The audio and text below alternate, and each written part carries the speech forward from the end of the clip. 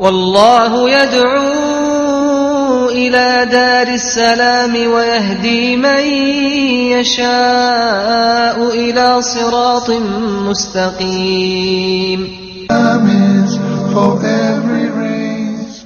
Bismillah. Assalamu alaikum. Peace be to you, and welcome to this episode of Beauties of Islam. I'm your host, Yusuf, Estes, and I wanted to continue talking about one of the beautiful concepts in Islam, and that's the belief system. The belief system in Islam is something that's so amazing that someone like myself, who had never heard about these things before, found resolution in many of the questions, many of the things that I've been thinking about all my life. I was thinking, how is this, and how is that, and how does this work, and how could that be, and where is God, and is there a God? What's the purpose of life? And all of these beautiful concepts that we find in Islam give us not only resolution, but it gives us peace. It gives us that sakina, tranquility of the soul, to know, in fact, not only does it satisfy the mind, it satisfies the heart to understand and realize what the belief system really is. In Islam, there are 6 main, what they call pillars of belief. The first one is the most important of all. It's the belief in Almighty God. That God is one. He is unique. There's nothing like Him. He's not like unto the creation, and He's not in His creation. God, Allah, is mighty and above all of that. And His attributes and characteristics are the epitome and perfection of each and every one of His characteristics or qualities. He is the ultimate creator. And He's the only destroyer, the real destroyer. Because He's the one who brings everything into creation. So if it's destroyed, then who is the only one that could do it? He is. He's the one who brings about all that we see, all life. But He's also the one that causes all death.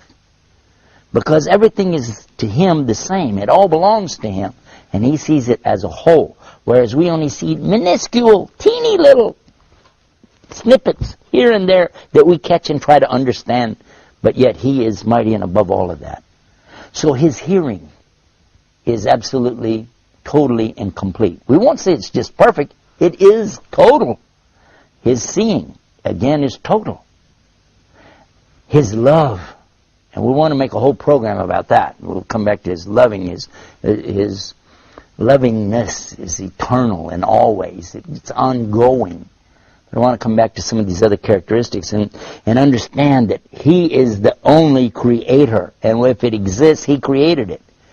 And whatever purpose it has, He's the one giving it purpose, because He is the one who decides when something's going to happen, how it's going to happen, where it's going to happen, and how long it's going to happen. All of these things are in His hands, in His control at all times. We as humans cannot really fathom who is God, what is God. But this is the first and essential belief in Islam, at least to understand there's only one. Start with that. There's only one. There's not two. If there were two, Islam tells us, if there were two, they would be in competition. And eventually they would be fighting each other. So there's only one God. The second thing Islam is teaching us is that we don't compare Him to His creation. And when our worship is coming about, and we want to worship in thanks to Him and to ask from Him, all of these things that we have a relationship with our God is directly to Him, not to something He created. So we don't need a statue, an idol. We don't need a picture or an image. We don't need something between us and Him. We don't need an icon. We don't have to have an intercessor. We don't need a priest or a bishop. We don't need a preacher to come between us and our Almighty God. We can speak to Him direct from our heart and talk to Him in a language that we understand. Because after all, He created us. He knows what's in our heart. And all we have to do is turn to Him. Turn to Him inside of ourselves and say, "Oh Lord, oh God, Allah, help me, guide me." And that communication is beautiful and it's direct. And it's one of the beauties, one of the amazing beauties of Islam. And that's just the first of the beliefs that we have. Can you imagine?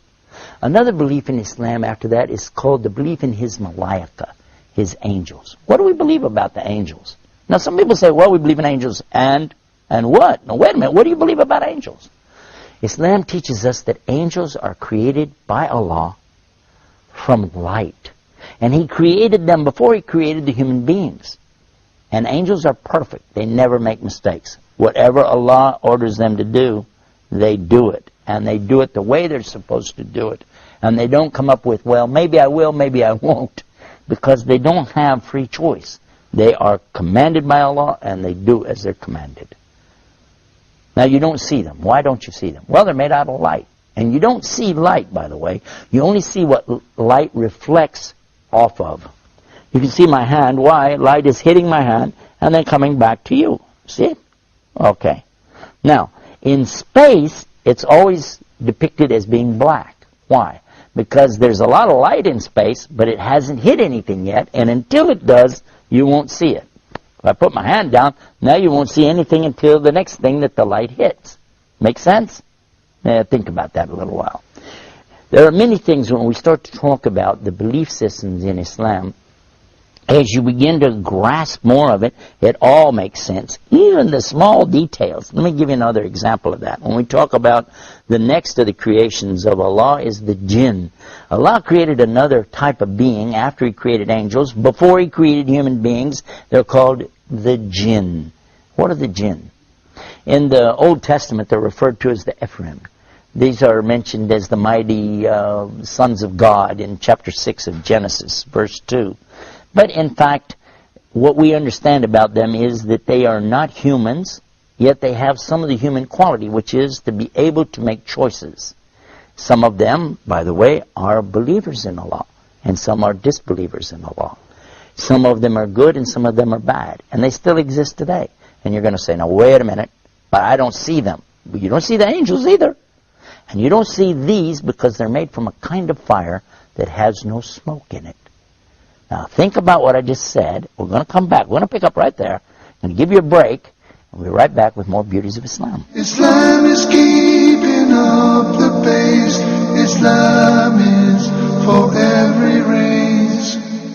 Brothers and sisters, to increase your iman. خيركم من تعلم القرآن وعلمه.